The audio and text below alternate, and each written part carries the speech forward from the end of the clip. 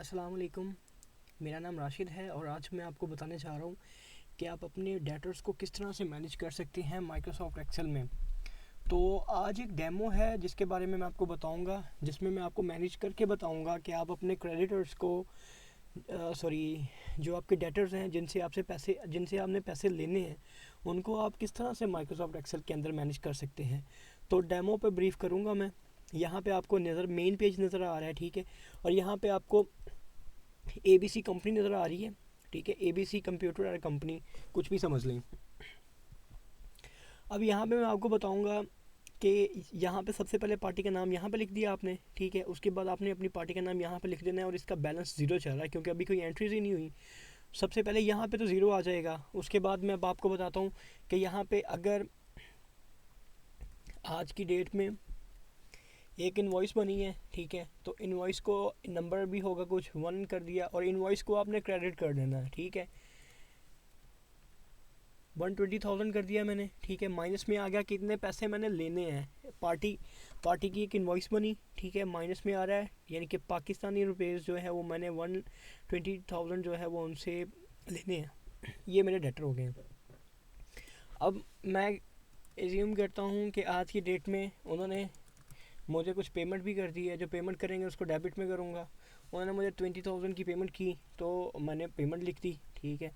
आज की डेट में ही उन्होंने मुझे पेमेंट की, ठीक है, 1,000 की, 90,000, तो बाकी 90,000 रह गया। अब मैं यहाँ पे उनकी एक इन्वॉइस और डाल देता हूँ, ठीक है। और इन्वॉइस जो है वो मैं 5,000 की डाल देता हूँ। 5,000 सॉरी, क्रेडिट में करूँगा ना, 5,000, तो 95,000 अब उनका बैलेंस हो गया। तो इस तरह से आप यहाँ पे उनकी जो भी इन्वॉइसेस जनरेट होंगी, जहाँ पे उनकी जो भी पेमेंट्स आएंगी, आपने उनको मैनेज करते जाना है। पेमेंट्स को आपने डेबिट में लिख देना, जो भी वो पेमेंट करेंगे, और जो इन्वॉइस बनेगी इसको आपने क्रेडिट में लिख देना, और यहाँ पे उनका बैलेंस चलता रहेगा, ठीक है। और इस तरह से आप अपने जो आपकी डेटर्स हैं उनको यहाँ पे आप माइक्रोसॉफ्ट एक्सेल में मैनेज करेंगे। अब मिसाल के तौर पे मेरे पास ये दो पार्टीज़ जो थी, इनकी सेल्स को मैं मैनेज कर रहा था, सॉरी इनके इनके जो बैलेंसेस थे उनको मैं मैनेज कर रहा था। जब मैं उनको मैनेज कर रहा था तो उसके साथ मैंने एक नई पार्टी के साथ भी बिज़नेस करना स्टार्ट कर दिया। तो अब मैंने उनकी भी यहाँ पे शीट बनानी है ताकि उनकी भी मैं इसी तरह से, जैसे मैंने यहाँ पे एंट्रीज की हैं वैसे ही एंट्रीज कर सकूँ। तो मैं मेन पेज पे आया, जस्ट आके मैंने यहाँ पे पार्टी का नाम यहाँ पे न्यू पे ऐड किया। सबसे पहले यहाँ पे पार्टी का नाम लिखूँगा जिस तरह से मैंने बताया था आपको। पार्टी का नाम मैंने लिख दिया VEM, ठीक है। और जो मैंने यहाँ पे लिखा वही मैं VEM यहाँ पे लिखूँगा और उनकी भी यहाँ पे एंट्रीज करता जाऊँगा, ठीक है। और उनका भी यहाँ पे बैलेंस इस तरह से मेंटेन होता रहेगा। तो ये तो एक डेमो था कि किस तरह से आप अपने डेटर्स को मैनेज कर सकते हैं। यहाँ ये देख लिया आपने, यहाँ पे मैंने करके दिखा भी दिया कि जिस तरह से उनकी इनवॉइस और पेमेंट्स को मैंने लिखते जाना है और उनका बैलेंस यहाँ पे निकलता रहेगा। कि अगर ये पॉजिटिव में होगा तो उनका एडवांस आया होगा हमारी तरफ, अगर नेगेटिव में होगा तो हमने उनसे पैसे लेने हैं। तो अब आपको क्या करना है आपको ये करना है, आपने ये सारा डेमो देख लिया।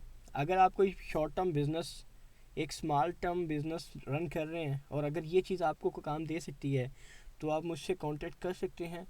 और इसके अलावा आपको एक काम और भी करना है, वो ये है, यहाँ पे आके आपने माई ई ट्यूटोरियल लिखना है। सर्च करेंगे तो मेन पेज ओपन हो जाएगा, ठीक है। जब आप यहाँ से इसको सर्च करेंगे मैं आप तो ये मेन पेज आ जाएगा, ठीक है।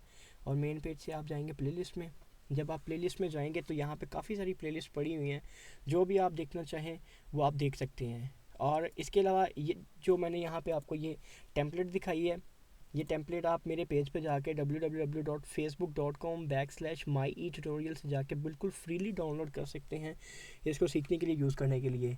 तो और एक काम आपने और भी करना है, मेरे चैनल को सब्सक्राइब भी करना है आपने, ताकि आप जो भी मैं नई वीडियोस को अपलोड करूँगा उनका आपको मैसेज आ जाएगा ताकि आप उसको देख सकें। तो ठीक है, फिर मिलते हैं नेक्स्ट ट्यूटोरियल में किसी और टॉपिक के साथ, किसी और डेमो के साथ। शुक्रिया।